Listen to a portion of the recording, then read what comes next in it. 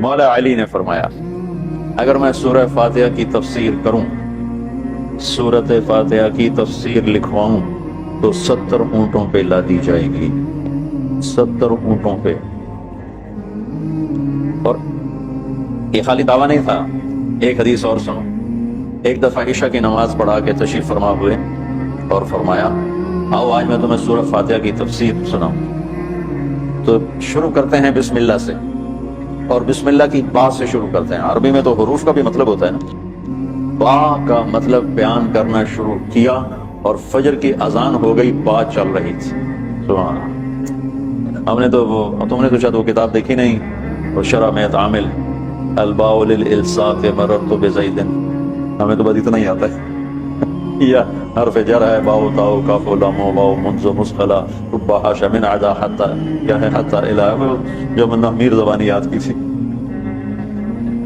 تو سورۃ فاتحہ سارے آسمانی کلاموں کا، جتنے آسمان سے کلام اترے، کتابیں اتریں، اس کا خلاصہ ہے قرآن، اور قرآن کا خلاصہ ہے سورۃ فاتحہ، اور سورۃ فاتحہ کا خلاصہ ہے ایاک نعبد و ایاک نستعین۔ ایک اور طرح سارے آسمانی کلاموں کا سردار ہے قرآن، اور قرآن کا سردار ہے سورۃ بقرہ، اور سورۃ بقرہ کا سردار ہے آیت الکرسی، اللہ لا الہ الا اللہ۔ تو آسمانی علوم کا خلاصہ قرآن، اور قرآن کا خلاصہ سورۃ فاتحہ، اور سورۃ فاتحہ کا خلاصہ ایاک نعبد و ایاک نستعین۔ یا اللہ صرف تیری بندگی، یا اللہ صرف تجھ سے مدد،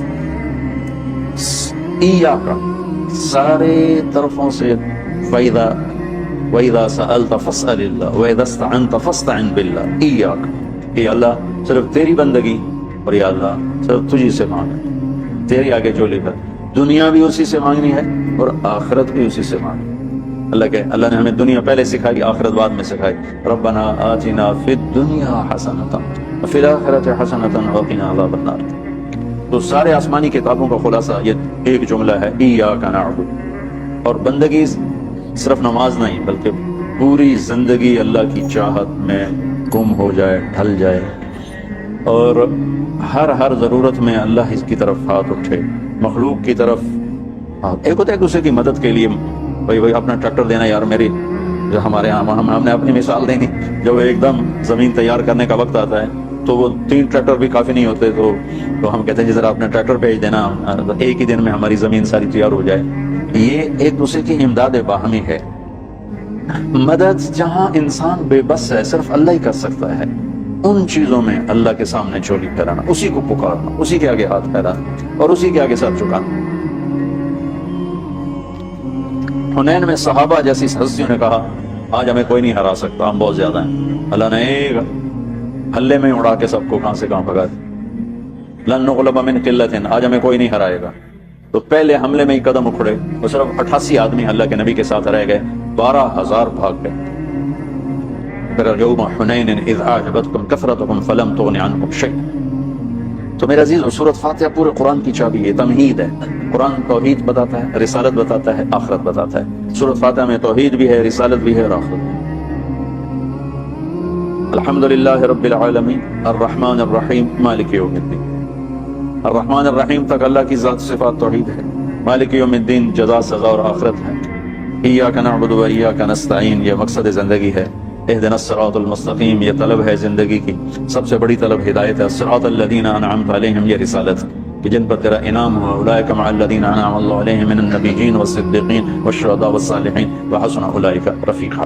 تو سورۃ فاتحہ کو مجھے کوئی یاد پڑتا ہے، ایک دفعہ میں کہیں پڑھا تھا کہ اللہ اپنی ذات کو اتنے خوبصورت انداز میں بیان کرتا ہے، الحمدللہ رب العالمین الرحمن الرحیم مالک یوم الدین۔ یہ تو غیب کے صیغے کے ساتھ بات ہو رہی، لیکن اللہ اپنی ذات کو اس قدر خوبصورت انداز میں بیان کرتا ہے کہ ان 4 لفظوں میں اللہ سامنے آ جاتا ہے، تو سننے والا اللہ کو سامنے دیکھ کر کہتا ہے ایاک نعبد، تیری ہی بندگی کرتے ہیں، و ایاک نستعین، تجھ سے مانگتے ہیں، کیونکہ اللہ کو دینے کے لیے کہیں سے مانگنا نہیں پڑتا۔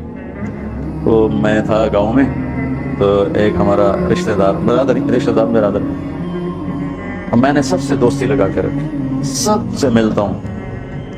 مجھے کہنے لگا طارق میاں بندہ تو بڑا چنگا ہے، اور تو وابیاں نہ رل گئے، کیا وہ آپ بھی کون ہوتے ہے کہ جڑے پیرانو نہیں منتے ہے کہ پیرانو تو سارے منے نے ہیں اللہ دے ولیاں دا کوئی انکار ہے بلا ہاں یہ آنے ہیں بھائی پیر پتر نہیں دے سکتا تو پیر دعا دے سکتا ہے پتر تو اللہ دینا کہ ایہ تا گل ہر پیر صاحب دا کوٹا ہے اللہ کو لوگ چڑھائے کے دے دینا سمجھو ہر پیر صاحب کا کوٹا ہے اس کوٹے میں سے اللہ سے لے کر دے دیتا ہے علم باز کرے فقیری کافر مرے دیوانہ ہو سیسے بریاں کرے عبادت بولو اللہ درائے بگانا ہو سلطان باہو رحمت اللہ علیہ کے دو بول ہیں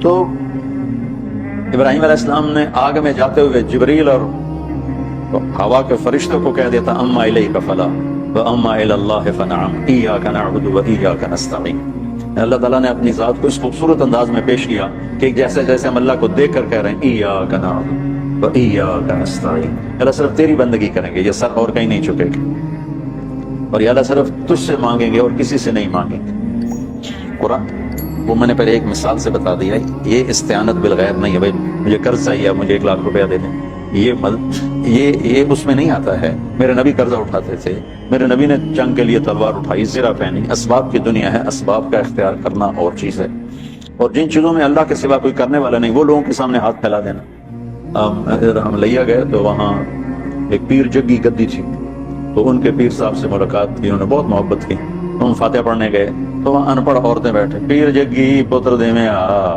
پیر جگی پتر دے میں آ اللہ ان کو معاف کر دے گا ان کو پتہ ہی کوئی نہیں ہے کہ پتر کون دیتا ہے وہ سمجھو پیر ہی دیتا ہے پیر جگی پتر دے میں آ تو استعانت صرف اللہ سے اگر آپ نماز کی عادت ڈال لو نا آپ پڑھتے ہو لیکن ہر حاجت میں مصلی پہ آ جاؤ پھر آپ کو ایاک نستعین کا مزہ ہے اپنی حاجت نماز کے ذریعے اللہ کے سامنے رکھو ایک بدو طواف کا باز یا اللہ تجھے پتہ ہے نا میں بھی بھوکا ہوں اور میری اونٹنی بھی بھوکی ہے اور مجھے کھانے کو میرے بچے بھی بھوکے اور میں بھی بھوکا ایک آدمی ساتھ سن رہا تھا تو اس نے جلدی سے اپنے تھیلی نکالی درہموں کی کہ میرے بھائی قبول فرما کا پیچھے ہٹ تو اس سے لینا ہوتا تو اس کے گھر میں آتا جس کے گھر آیا ہوں اسی سے لینا چل چل مجھے نہیں چاہیے وہ طواف سے فارغ ہوا تو اعلان ہوا فلاں ابن فلاں کہاں ہے تو یہ خود سے کہا جی میں ہوں کہا آپ کے چچا کا انتقال ہوا ہے تو انہوں نے اپنی ساری وراثت آپ کے نام کر دی ہے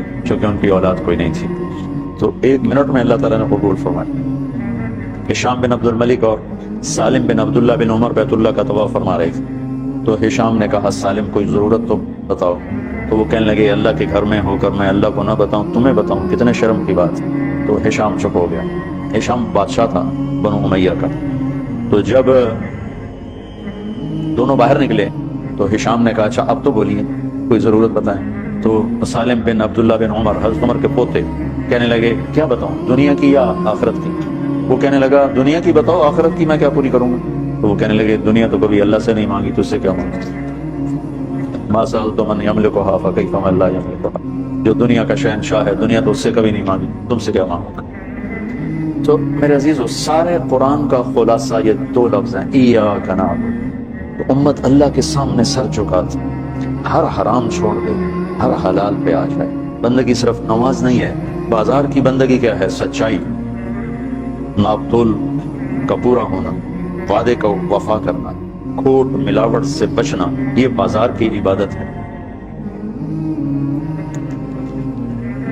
اقتدار کی عبادت کیا ہے ظلم سے بچنا اپنی طاقت سے کسی پہ ظلم نہ کرنا انصاف کو ہاتھ سے نہ جانے دینا وکالت کی عدالت کی عبادت کیا ہے ظالم کا ساتھ نہ دینا سیاست کی عبادت کیا ہے دنیاوی مفاد نہ اٹھانا بلکہ قومی مفاد کے لیے اپنے آپ کو پیش کرنا گھر کی بندگی کیا ہے ماں باپ ہیں تو ان کی آنکھوں کی ٹھنڈک بن بیوی ہے تو اس کے دامن کو خوشیوں سے بھرنا اولاد ہے تو ان کو ایسی محبت دینا جیسے میرے نبی حسنین کو دے کر گئے تھے یہ اس طرح عبادت پھیلی ہوئی ہے بہن بھائی ہیں تو ان کے ساتھ شیر و شکر ہو کے رہنا ان کی کمیاں زیادتیوں سے درگزر کرنا یہ ایاک نعبد ہے صرف نماز کے اندر نہیں ہے ایاک نعبد بلکہ پوری زندگی ایاک نعبد ہے میں کہا کرتا ہوں سچائی دیانتداری اور انصاف یہ 3 چیزیں اگر آپ کے اور میرے اندر ہیں تو ہماری پوری زندگی عبادت بن جائے گی پوری زندگی بندگی بن جائے گی وَإِيَّاكَ نَسْتَعِينُ جب اس کے سامنے سر جھکاؤ گے پھر ہاتھ اٹھاؤ گے تو مزہ بھی آئے گا مانگنے کا بھی اس کے دینے کا بھی اس کو کون سا کہیں سے لینا پڑتا ہے. جو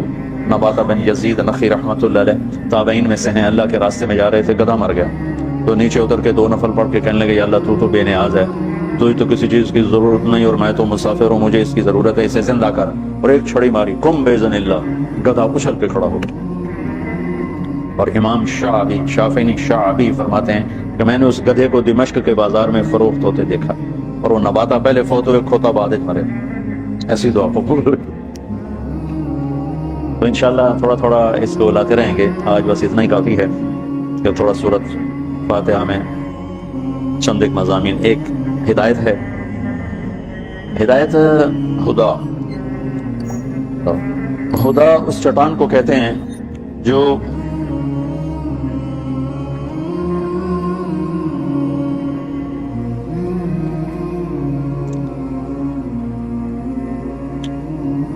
یہ کہتے ہیں کہ اس کو ذرا بند کر دو. یہ کہتے ہیں شیعہ اس حدیث سے مولا کے لفظ سے خلیفہ اول مراد لیتے ہیں اور مولا سے مراد حضرت علی کو خدا کا درجہ دیتے ہیں. یہ بات غلط ہے. اس لیے یہ کہنا کہ شیعہ ٹھیک کہتے ہیں تو اس میں شبہ پیدا ہوتا ہے کہ ہمارا مولا کہنا تو اور ہے. خلیفہ اول مراد لیتے ہیں, یہ ان کی خطا ہے. بند ہے, یہ ان کی خطا ہے, گمراہی. اور خدا کا درجہ یہ ان پر بہتان ہے. ان کے جاہل لوگ, اس بریلیوں کے جاہل پیر جگی پتر دیویں آ تو بریلیت کا یہ پیغام ہرگز نہیں ہے. ہم جاہل بریلیوں کو بنیاد بنا کر ہم پورا مسلک فٹ کر دیتے ہیں, کیونکہ دونوں طرف عداوت ہے. تو کمزور پہلو پکڑنا ہے, صحیح نہیں پکڑنا, اور تعویل نہیں کرنا. اپنی تعویل کرنی ہے, دوسرے کی تعویل بالکل نہیں کرنی. اور جو ان کا کمزور پہلو ہے وہ پکڑنا ہے, صحیح پہلو نہیں پکڑنا ہے. یا کمزور کو اچھے طریقے سے اگر بیان کیا جا سکے تو وہ نہیں کرنا ہے.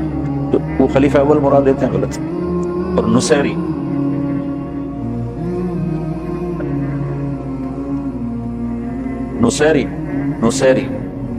جو یہ ہے آپ کا شام کا صدر بشار, نصیریہ میں حضرت علی کو خدا کا درجہ دیتے ہیں اور اس کو شیعہ بھی رد کرتے ہیں, ان کو کفر کا درجہ دیتے ہیں. ان کے ہم مولا کہتے ہیں جو میرے نبی نے کہا مولا. کوئی کیا مطلب لیتا ہے, ہمیں سے کیا غرض. داڑھی تو سکھ بھی رکھتے ہیں, پھر کیا کہو گے, داڑھی نہیں رکھتے. اور جو ملک شام کے قسیسین اور رہبان ہیں پوری داڑھی رکھتے ہیں, پورے بال رکھتے ہیں. تو ان کے بہت سے کلپس میں نے دیکھے ہوئے ہیں. جو روم کے رہبان ہیں وہ کلین شیو, جو بیت المقدس کے رہبان ہیں وہ لگتا ہے جیسے ہم اگر اس صلیب گلے میں نہ ہو تو لگے کوئی بہت بڑے علامہ جا رہے ہیں. تو جب میرے نبی کہہ رہے ہیں من کنت مولاہ فعلی مولاہ, اس کے بعد کوئی تعویل کی گنجائش کوئی نہیں. ہم اسی معنی میں لیتے ہیں جو صحیح معنی ہے. ہم نے صحیح معنی میں لینا چھوڑ دیا, انہوں نے غلط میں لے لی. آپ صحیح معنی میں لیتے تو غلط میں کیوں جاتے. تو بچوں, تعصب کوئی اچھی چیز نہیں.